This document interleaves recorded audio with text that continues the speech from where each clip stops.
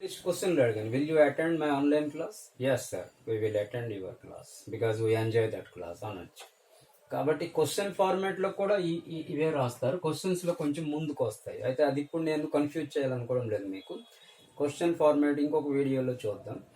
ప్రశ్నలు ఎలాగ వేయాలి, ఇవి జవాబులు మాత్రమే. ప్రశ్న ఎవరైనా కలిసారంటే బాగున్నావా అని అంటాం. అలాగే ప్రశ్నలు ఎలాగ వేయాలి, నువ్వు బ్యాంక్ ఎప్పుడు వెళ్తావు, నువ్వు ఈ యూట్యూబ్ వీడియో ఏదైతే ఇప్పుడు ప్రిపేర్ అవుతుంది ఇది ఎప్పుడు చూస్తావు, నువ్వు మా ఇంటికి వస్తావు ఎప్పుడు, నువ్వు ఈ పలానా సబ్జెక్ట్ చదువుతావు ఎప్పుడు, నువ్వు మాస్క్ ఎప్పుడు వేసుకుంటావు, ఇలాంటి క్వశ్చన్స్ వేసేటప్పుడు కూడా ఈ షెల్ వీళ్ళే వస్తాయి. అవి ముందుకు వస్తుంటాయి, ఆ తర్వాత చూద్దాం. ఇప్పుడు కన్ఫ్యూజన్ అవ్వాల్సిన అవసరం లేదు. ఈవేళ ఓన్లీ ఎజర్పీ సెంటెన్సెస్ అంటే ఎస్ ఆర్ నో వాక్యాలు చూసాము. అంటే ఏదైనా ఒక విషయం చెప్పడం, నెరేట్ చేయడం, అది ఫ్యూచర్, ఈ రోజు కాదు. ఆ తర్వాత దీని తర్వాత స్ట్రక్చర్ చూసాము. ఇప్పుడు ఇందులో ఒక వాక్యాన్ని మనం ప్యాసివ్ స్ట్రక్చర్లోకి మారుస్తాం ఈరోజు టాపిక్ కాబట్టి. లెమన్ రైస్ మీకు స్టార్టింగ్ నుండి తెలుసు. ప్యాసివ్ వాయిస్ రాసేటప్పుడు ఆబ్జెక్ట్లు ముందుకు రాస్తాం. Lemon rice.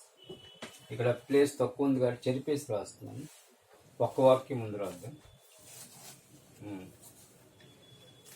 ఇది object, this is object. Now we are changing in to passive voice. Lemon rice రాసాము అక్కడది. షెల్ ప్రిపేర్, ఇక్కడ షెల్ ఉందని చెప్పి ఇక్కడ షెల్ రాయాల్సిన అవసరం లేదు, లేదా ఎక్కడ విల్ ఉంటే ఎక్కడ విల్ రాయాల్సిన అవసరం లేదు. మనం రాసే విల్ లేక షెల్ ఇక్కడ ఏముంటుంది అన్న దాని మీద చూసి రాయాలి. అంటే లెమన్ రైస్ షెల్ అని ఐతోటే షెల్ వస్తుంది అన్నాం కదా, మిగిలినవన్నీ విల్లే. కాబట్టి లెమన్ రైస్ షెల్ ఉన్నా సరే ఈ షెల్ మనం రాయము, ఇక్కడ రాస్తాం విల్. లెమన్ రైస్ విల్ అంటే ఏంటి? Again I'm repeating. Shall I కోసం రాసాము, అంటే ఈ టెన్స్లో షెల్ విల్లే వస్తాయి, మరేట్ రావు. కాకపోతే ఐ కోసం షెల్ రాసాము. లెమన్ రైస్ ముందుకు తెచ్చాము కాబట్టి లెమన్ రైస్ కోసం విల్ వస్తుంది, షెల్ రాదు. కాబట్టి విల్లే పెడతాం. Lemon rice will. తర్వాత ఈ టెన్స్లో ఒక కొత్త పదం వచ్చి కొలుస్తుంది, బి, ప్యాసివ్ వాయిస్లో. ఇది new point. This is the new point, you have to remember this point. అంటే passive voice, simple future tense passive voice చేసేటప్పుడు, అంటే ఆబ్జెక్ట్ మీద ధ్యానం ఇచ్చి రాసేటప్పుడు బి వస్తుంది అన్నమాట. ఎలాగైతే ఏదో ఒక పొరపాటు చేస్తున్నాడు ఎవడు రోడ్డు మీద, దొంగతనము లేక వాటెవర్ మేబీ, ఇప్పుడు అంటాము హీ విల్ బి అరెస్టెడ్ అంటాం. చూసా, బి వచ్చింది. పోలీసు వాళ్ళు అరెస్ట్ చేస్తారు అని అనొచ్చు, కానీ ప్యాసివ్ వాయిస్లో ఇంగ్లీష్లో ఎలాగంటారు? He will be arrested.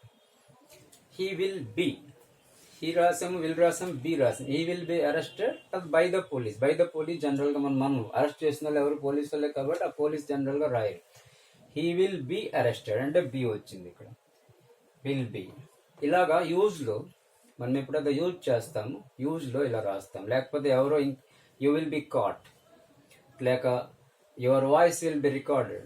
ఏదైనా ఒక జూమ్ ఛానల్లో, రకరకాల ఛానల్లో మీరు ఎప్పుడైతే పాల్గొంటారు అక్కడ వాళ్ళు అంటారు your voice will be recorded అనేసి. అంటే will be recorded, we will record అనరు వాళ్ళు, ప్యాసివ్ వాయిస్లో అంటారు your voice will be recorded. అప్పుడు నీకు ఎస్ నో కొట్టమంటారు. అంటే ఎస్ కొడితే ఆ ఛానల్లోకి ఎంటర్ అవుతావు, నో కొడితే వాళ్ళు అలౌ చేయరు. అందుకే వాళ్ళు రికార్డ్ చేస్తున్నారు కాబట్టి నీ పర్మిషన్ తీసుకుంటారు. అంటే నువ్వు ఏదైతే ఎంటర్ అవుతున్నావు, ఇప్పుడు నువ్వు ఎంటర్ అయిన కారణంగా మేము ఈ టోటల్ ఛానల్లో హాఫ్ అన్ అవర్ లేక 1 అవర్ లెక్చర్ ఏదైతే ఉందో మా ఛానల్ రికార్డ్ చేస్తుంది.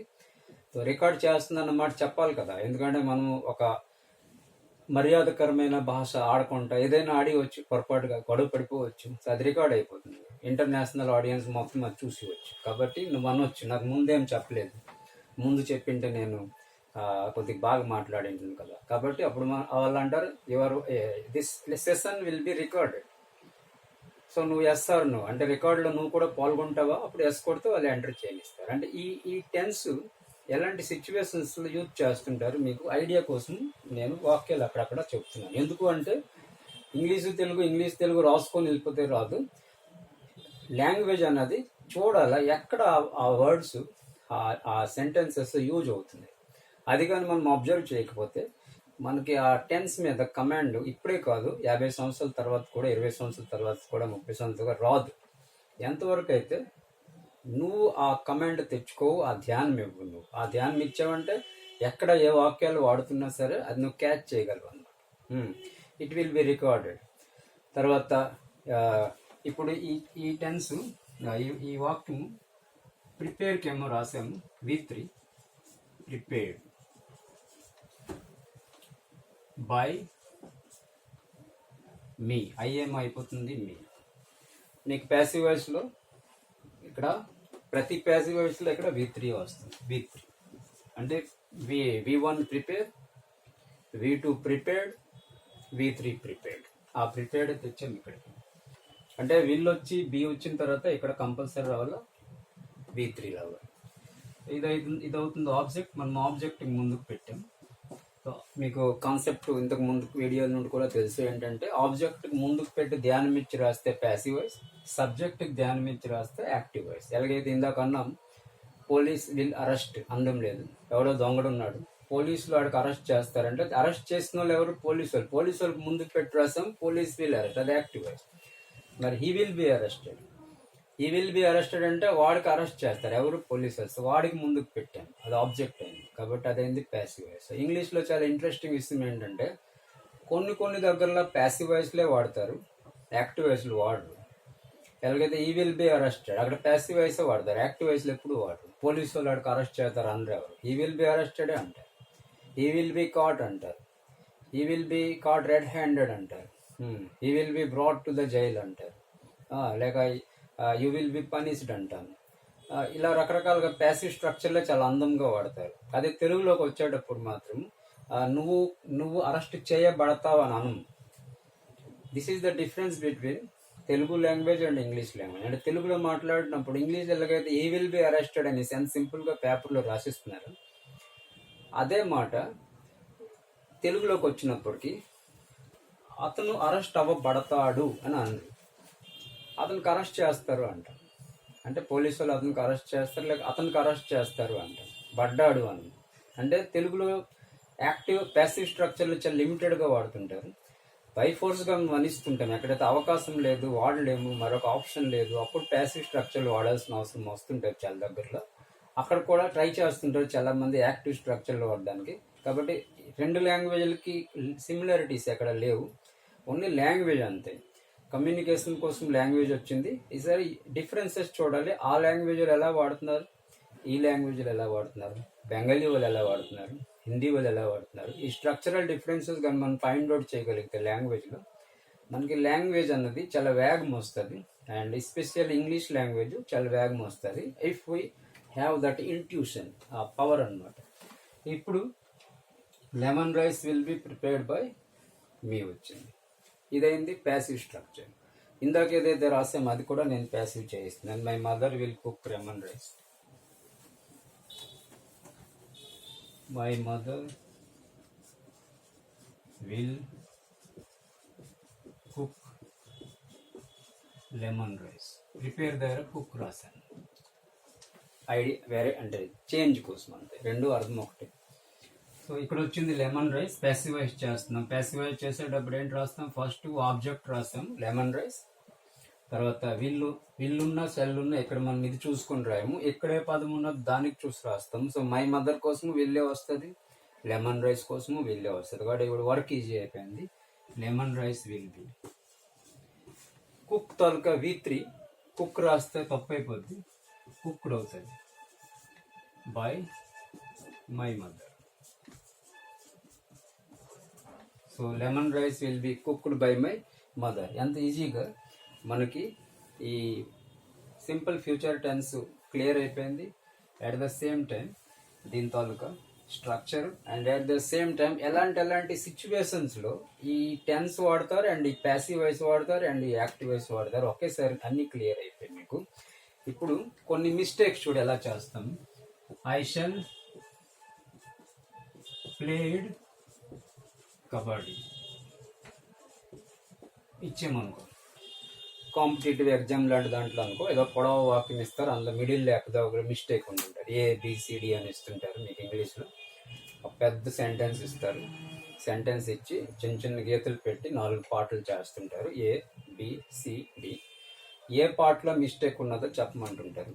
అలాంటప్పుడు కూడా ఈ రకమైన మిస్టేక్స్ అనుకో ఐడెంటిఫై చేశారనుకో, ఇంత సింపుల్ మిస్టేక్స్ ఎవరు, కానీ ఇలాంటి నేచర్ ఆఫ్ మిస్టేక్స్ ఇంకేవైనా ఉంటే అప్పుడు హాయిగా చెప్పవచ్చు ఇట్ ఈస్ నాట్ కరెక్ట్. ఎందుకు కరెక్ట్ కాదంటే ఐ షల్ ప్లేడ్ కరెక్ట్ కాదు, ఐ షల్ ప్లే కరెక్ట్ అవుతుంది. ఐ షల్ ప్లేడ్ ఎప్పుడు కరెక్ట్ కాదు. ఇలా అలాగే he will controlled is anger. కరెక్టా అంటే విల్ తోటి కంట్రోల్డ్ రాదు, విల్ తోటి V1 వస్తుంది. V1 controlled, V2 controlled, V3 controlled, అది ఇక్కడ రాదు, విల్ కంట్రోల్ అవుతుంది. కాబట్టి ఇది ఇంటూ నాట్ కరెక్ట్. అలాగే ప్యాసివ్ స్ట్రక్చర్లు అనుకో, they will be played, they will be played kabaddi. ఇది ఎలాగా అవుతుంది, ఇది యాక్టివ్ వాయిస్, సబ్జెక్ట్ తోటి రాసాను యాక్టివ్ వాయిస్. యాక్టివ్ వాయిస్లో బి రాదు, దే విల్ ప్లే అవుతుంది. తర్వాత ప్లేడ్ రాదు, దే విల్ ప్లే అవుతుంది. సో రెండు మిస్టేక్స్ ఇక్కడ అవుతాయి. ఒకటి దే తోటి అయితే యాక్టివ్ వాయిస్లో రాస్తే దే విల్ ప్లే అవుతుంది, ప్యాసివ్ వాయిస్లో రాస్తే ఆ కబడ్డీ ముందుకు వచ్చిస్తుంది, కబడ్డీ విల్ బి ప్లేడ్ అవుతుంది. అప్పుడు విల్ బియే ఉంటుంది, కబడ్డీ ముందుకు వచ్చిస్తుంది, దే అటు వెళ్తుంది, kabaddi will be played by them అవుతుంది. కాబట్టి ఇలాంటి స్ట్రక్చరల్ మిస్టేక్స్ మనకి ఈ టెన్స్ తాలూకా నాలెడ్జ్ వల్ల పట్టివచ్చు అనమాట. We can identify different structural mistakes through the help of this tense. So ఈరోజు in our today's video we have studied and discussed different aspects of simple future tense, how it is used, what is its structure, what kind of helping verbs we will use in this tense, and how it is changed into passive voice, what kind of precautions we will take to change this active voice into passive voice, and use of shall and will, where we use shall and where we use will. ఇది మనము చూసాము. ఈసారి ఈ shall will గురించి ఇంకా కొన్ని advanced rules ఉన్నాయి. కొన్నిసార్లు ఐ తోటి విల్ కూడా వాడతారు, కొన్నిసార్లు హీ తోటి షెల్ కూడా వాడతారు. సో అది తర్వాత అడ్వాన్స్లో ఇంకొకసారి మనం అది డిస్కస్ చేద్దాం. ఒకేసారి డిస్కస్ చేసేటప్పుడు నార్మల్గా ఫౌండేషన్లో ఉన్న వాళ్ళు కన్ఫ్యూజ్ అయిపోతారు. కాబట్టి నేను అది అవాయిడ్ చేస్తుంటాను చాలాసార్లు. ఇంకా అడ్వాన్స్డ్లో మీరు ఫాలో అయ్యారంటే ఈ వీడియోస్, అందులో మీకు ఇంకా క్లారిటీ వస్తుంది. ఇంకా different grammar points, different other points ఏవైతే మన స్పోకెన్ ఇంగ్లీష్ అండ్ ఇంగ్లీష్ గ్రామర్లో యూజ్ అవుతుంటాయో అది ఫర్దర్ వీడియోస్లో మనము ట్రై చేద్దాం ఎంతవరకు వీలు అవుతుందో. So enjoy this class.